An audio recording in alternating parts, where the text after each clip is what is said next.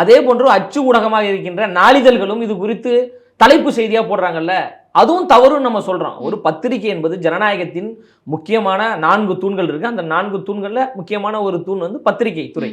அப்போ பத்திரிகை துறை ஒரு கருத்தை சொல்லுகின்ற பொழுது அந்த கருத்தில் உண்மை இருக்கா பொய் இருக்கா என்பதை அலசி ஆராய்ந்து தான் கருத்தை சொல்லணுமே தவிர பொத்தம்பொதுவா பேசக்கூடாதுல்ல. பொத்தம்பொதுவா பேசுவதற்கு எதற்கு பத்திரிகை?